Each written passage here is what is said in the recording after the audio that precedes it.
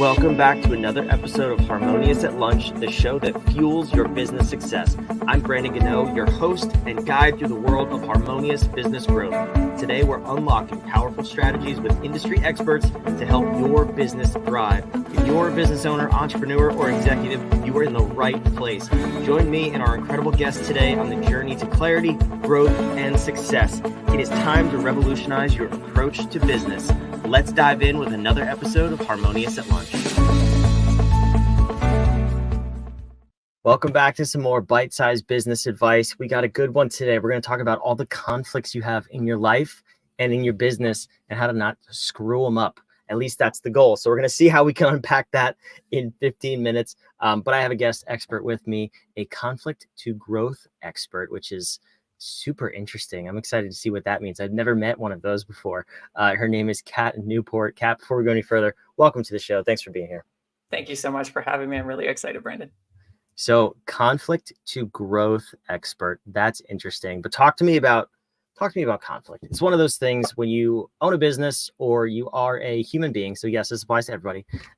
You have conflict with other people. That's just human nature. It's not bad. It's not good. We're not going to label it just yet, but there are good and bad ways to handle it. So let's unpack for the audience, for the listener. What is conflict? Let's start there in your words. So when I'm talking about conflict, I'm talking about it as two perspectives coming together, two different perspectives coming together, and what happens when they rub. So we see this in business. I want to do it one way. You want to do it another way. They come together. What are you going to do about it?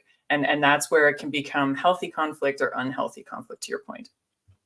Yeah, well, that's probably a better way to put it too, healthy and unhealthy, because rather than say good or bad, because we need conflict, right? We need to have differing opinions in order to grow our companies or just as a human being get better in life. That's the definition of improvement, is doing something differently, which presents conflict. So I want to understand how we do this in an unhealthy way in business, because that to me is really where things start to fall apart. And then we can figure out how to put the pieces back together and do it in a more healthy way. But what do you typically see are unhealthy versions of conflict in the workplace?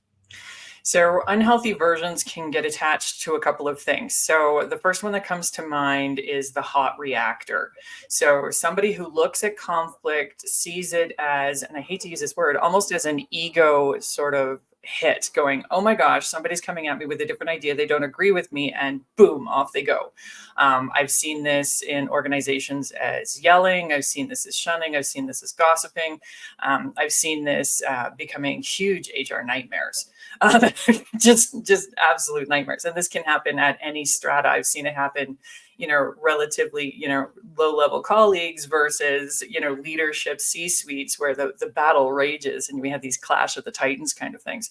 So I see that a lot.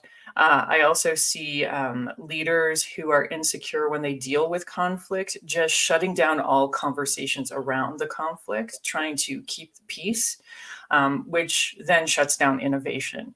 If we're not discussing ideas, if we're not discussing different ideas or different perspectives and seeing how they fit together or they rub together or which one's better or how do we make them better together, we don't have that innovation point. So we have a lot of leaders who are really uncomfortable with the entire concept of conflict and then try to quash it straight across the board. So those are the two big ones that come to mind.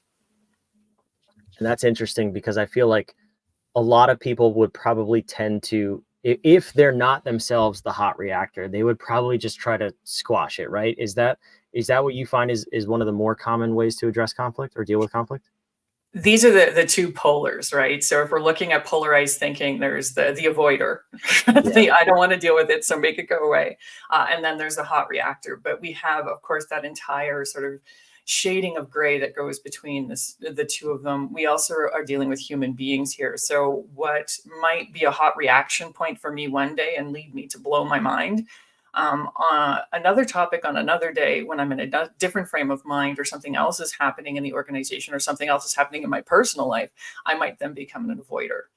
So we do have to understand that labeling people is a form of judgment and can cause unhealthy conflict. So if I'm labeled hot reactor and you avoid me and you treat me as a hot reactor, this leads to more conflict, and you can see the snowball effect starting here. Yeah, people are so complex. That's why I don't like them. No, I'm just kidding. Um, but that makes sense. It makes complete sense. Um, so then, kind of looking at this from a healthy way or a healthy perspective, what can we start to do? Conflict is present. We know that in our organization, whether we're handling it in a healthy or unhealthy way is totally different story. So where do we first start by assessing the level of conflict, how we're handling it, how our employees are handling it? What do you do to help people start this conversation? Starting a conversation on conflict, I like to start with giving the team or the group or the organization a common language. So this comes into some sort of conflict training. Now, I don't want to say this is the end all and be all, because I've seen so many companies say, yeah, we're going to give you an hour-long conflict training and then everything will be happy and everything will be good. And that is not the case. What conflict training does is it gives you that common speak. So when I say we're in a conflict, you now know we're just having a difference of opinion. It's no longer, I hate you, Brandon. You're the most horrible person I've ever met, and I never want to work with you again. That's not the conflict we're in. I We're am going to clip that out of this episode, so thank you. good. Reverse mantra. So, it becomes a little less personal when these conflicts do arise in an organization. It becomes that change of perspective, and then we have a common language to move forward and start dealing with it. So, what is the situation? What are we talking about? What am I bringing in from my past into the current moment that could be affecting how I'm perceiving responses in the situation? So, that's kind of where I like to start.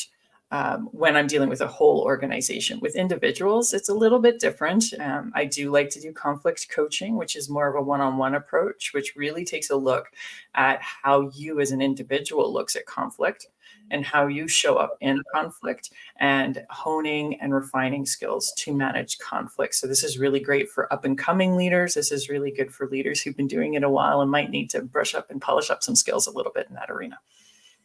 Yeah, and what it sounds like too is, or at least what I would imagine would happen is by just changing the language, how we're talking about this, probably helps significantly because we're immediately, when something comes up, we're now having to get present to the situation and think about what we're hearing, doing, saying in a different context. So immediately you have a pattern interrupt of where you are, instead of just going right to your default responding method.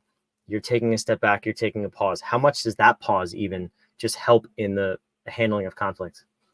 Absolutely huge. Actually, using the pause button is one of the things I use when when I'm training and when I'm coaching. Is like, whoop, just hit the pause button. It's okay. You don't have to react right now.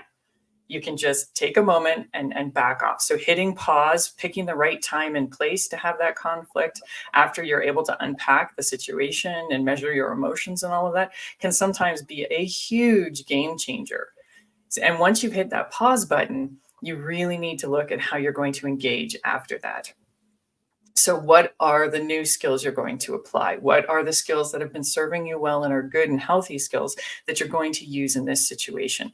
How do you build psychological safety with your colleagues, with your employees, with your supervisor, so that this conflict can lead to creativity and innovation?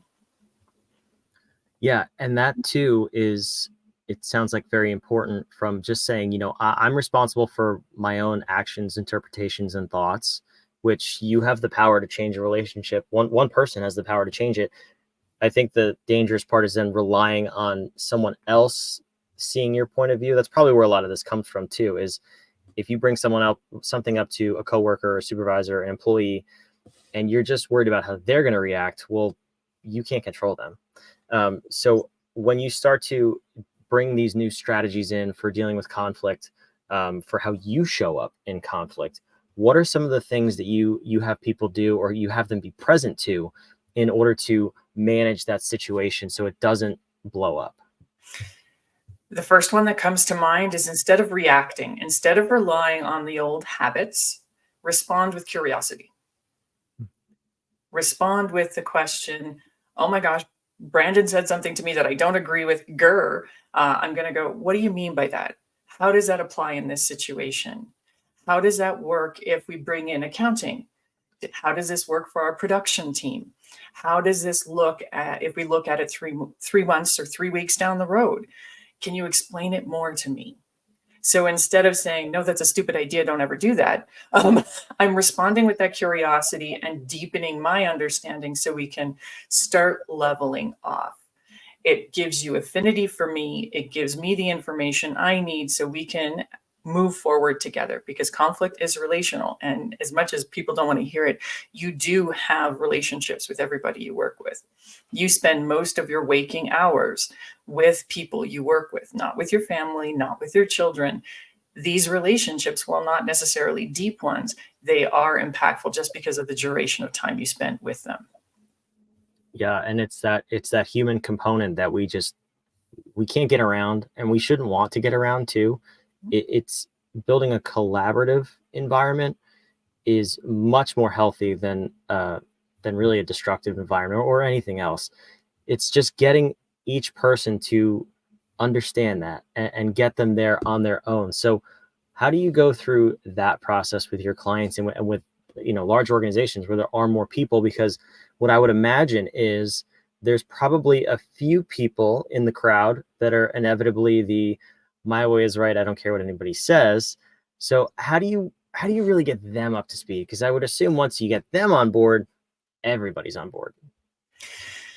Yeah, so we always have sort of there's sticks. Once everybody's sort of in, there's always that one stick sort of above the rest that kind of points in a different direction. So this is where a couple of things really need to come into play. Number one, this is where we may come from team coaching or training into more of a personal coaching environment. So more of a one-on-one.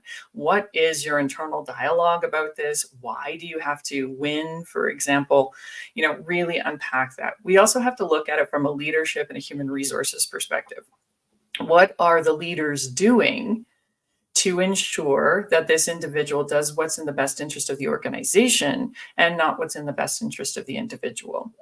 And this can be a really challenging conversation, particularly if the stick in the mud is the rock star, that sales guy who always goes above and beyond their numbers, that operations guy who always, produces more widgets than everybody else. It's really hard when that individual is the rock star. But the rock star who might be in an unhealthy conflict relationship with anybody and everybody is really going to undermine the psychological safety of your rock solids. Your rock solids are the people who show up every day, do the job every day, get the job done every day. And if you lose these people, which is where you usually have your attrition when there's a high conflict environment, these people who don't want to be in that environment, oh yeah, the rock star got another award for doing all these extra sales, but makes everybody else's life miserable. As a leader, you've really got to weigh the pros and cons of that. Is hitting the sales numbers as important as replacing the accounting team every 6 months? You really got to look at that. And from a human resource perspective, it comes into what is the acceptable organizational behavior and what is not, and how do you guide that from a development perspective, and how do you guide that from a discipline perspective? So we have multifacets going on here when you're looking at those outliers. Yeah, and there's so much involved with that too. Those are obviously tough questions to answer, but you talked to me about this before we started recording, the cost of conflict. Share that stat with me because it blew my mind. But also let's start to unpack all of the other things, like you said, the replacing employees, like what really is involved in the cost of unhealthy conflict. So according to the 2009 numbers I have, conflict in the workplace in the United States alone costs over $350 billion. That's right. That was a B. $350 billion to organizations. So what builds in here? This is employee attrition. It is more cost effective to maintain an employee on the payroll than to go out and find another one, train another one, and hope the job gets done. So we look at the attrition rates. We're also looking at time invested from your leadership and time invested from your human resource departments to manage this kind of thing. We're looking at time off. leave of absences, sick days, work production issues, that kind of thing, associated with mental health challenges that come along with a highly conflicting situation. So I can't stand to go to work today because I can't look at that person again. So I'm just going to call in sick. Those Sunday night tummy aches, those Sunday night work blues as you're looking towards the week going, oh my goodness.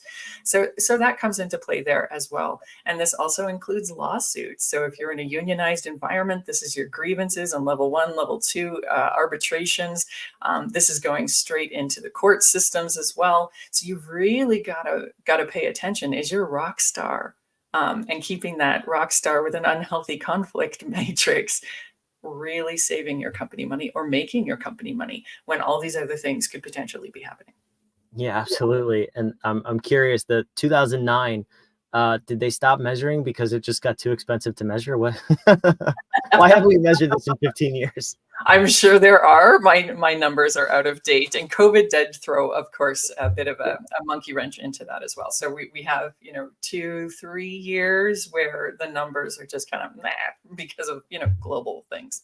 That's fair. And what I'll say is, I assume those numbers are much higher. That number was quoted in the United States because we're just a narcissistic country. So maybe go to other countries and this wouldn't be as bad in the workplace. But I don't know. I'm not the expert on that, Kat. You are. Numbers in the UK, because they have less individuals, are a little bit lower. They're in pounds sterling. This was a 2014, don't quote me, a 2014 ARCUS study, but they're showing 9 billion pounds sterling every year on conflict, and for the same reasons. So when we look on per capita, so we look on head count, it's pretty equivalent. That's so sad. I was hoping you were going to agree with me there. But anyway, Sorry. if we need to figure this out, right? We need to have better, healthier ways to deal with conflict and make it a leverage point for our companies. I think that's the real goal. But outside of your companies, like as an individual, if you can address conflict in a more healthy way, your life will be better. So why would you not want to find a better way to manage this and not just butt heads with people? Let's build each other up and collaborate rather than tear each other down and have true conflict. But you wrote a book on this, and you can help us take that first step. So tell me a little bit about your book. So the book Smart Conflict, Turning Disputes into Growth Opportunities, came out in March. So this book is all about how to look inwards. And it's based upon the SMART conflict model, which is my workshop. So SMART is actually an acronym. And it looks at how we deal with things situationally, how we measure our emotions, how we build an agenda so that we have an appropriate outcome, or we're actually looking to the outcome, that we're looking at our relationships and we're picking the right time and place. So it goes through stories where I've handled conflict well and where I might not have handled conflict well. And I have changed the names of the guilty to protect privacy and not get sued. So, talking about more conflict, right? Talk about more conflict. Working with some of my clients, there are some really good stories in there so that folks don't have to learn things the hard way. Hopefully they can learn from the good things and the bad things that I've done throughout my career.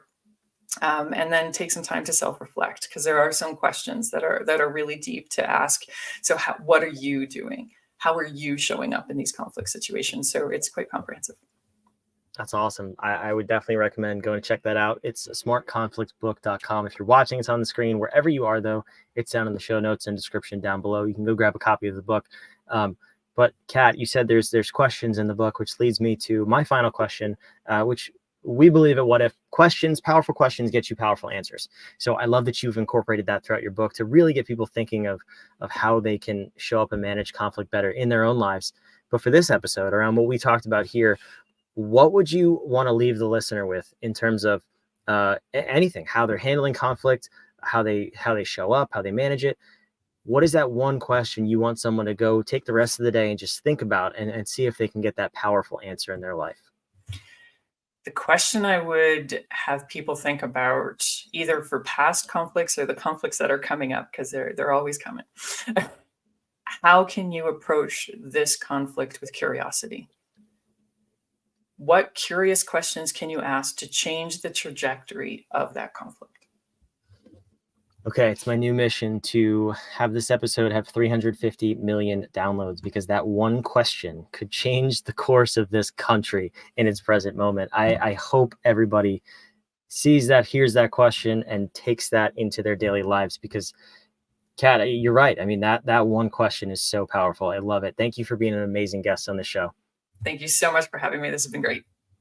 For those of you listening, watching, first and foremost, think about that question, please. That's an important one. Don't move on until you've thought about it. And also make sure you subscribe. We love bringing this daily madness of this show to you every single day of the week so we can get you further ahead on the path to growing your business one step at a time in, of course, a harmonious fashion. So I'll see you on tomorrow's episode of Harmonious at Lunch. Thanks for listening.